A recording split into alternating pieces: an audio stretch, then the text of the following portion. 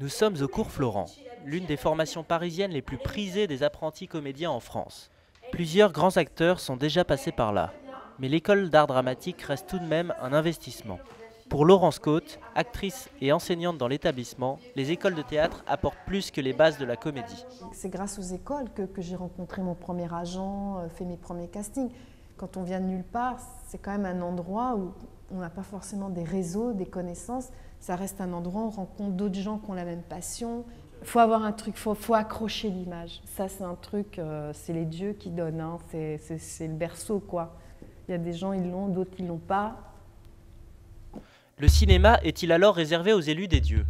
Nous avons posé la question à Jean-Jacques Bernard, rédacteur en chef du Boulevard du Classique sur Ciné Cinéma et président du syndicat français de la critique de cinéma.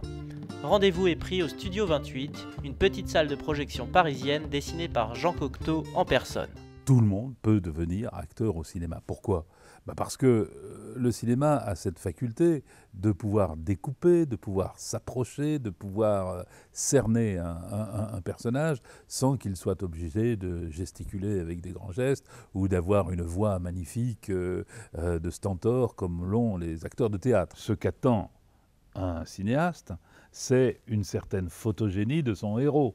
De ses personnages principaux, héros ou héroïnes. Bon, ce qu'il attend, c'est que se dégage quand même de ces personnages, non pas la banalité un peu triste du quotidien, mais la capacité d'incarner des passions, des amours, des rages.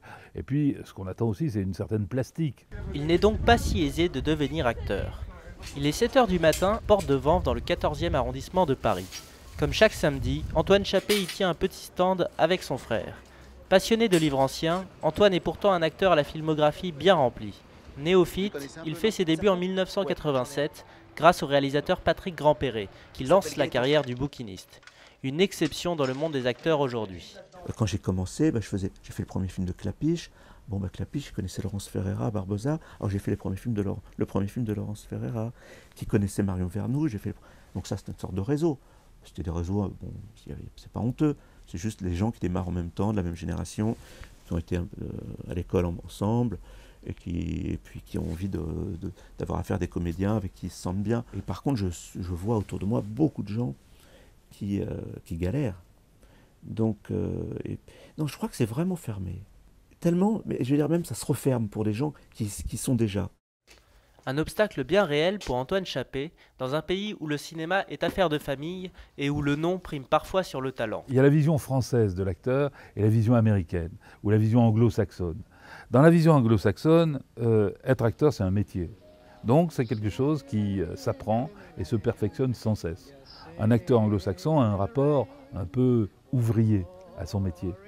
Il apprend à danser, il apprend à chanter, il apprend à monter à cheval, il apprend constamment pour être le plus performant possible dans le plus grand nombre de disciplines. En France, on a quand même un peu l'impression que c'est moins un métier, être acteur, c'est un statut.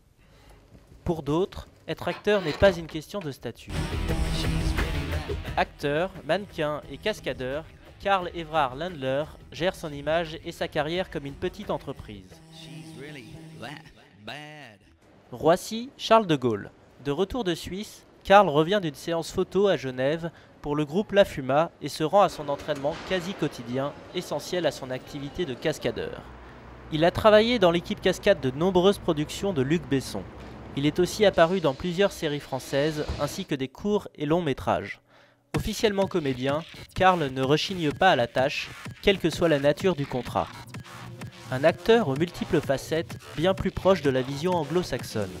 Le cinéma français et la publicité lui permettent de vivre confortablement. Merci à ma mère, voilà, j'ai plutôt une gueule qui passe un peu dans le mannequinat, etc. Donc c'est parfait, je l'ai utilisé. Et je l'utilise encore aujourd'hui. Et ensuite l'acting, c'est le plaisir de jouer. Donc il y a ces trois options, ces trois postes que je peux essayer de combiner. Et ce qui me donne un peu une force supplémentaire sur le marché, c'est que j'ai plusieurs casquettes. Certaines que je maîtrise comme la gymnastique, d'autres où je suis né avec, tant mieux, et d'autres que j'essaye de progresser, maîtriser et d'approfondir, qui est aussi l'acting, l'actorat. Et ces trois-là, ça peut combiner beaucoup de choses intéressantes pour des productions. Savoir en fait ce que tu représentes sur le marché, je pense que c'est super important dans ce métier. Savoir qui tu es et qu'est-ce que tu peux apporter, c'est le plus important. Privilégiant le perfectionnisme hollywoodien à une certaine forme de dilettantisme à la française, Carl envisage de partir à Los Angeles, berceau du cinéma américain, pour quitter un système français trop limité par les producteurs et les chaînes de télévision.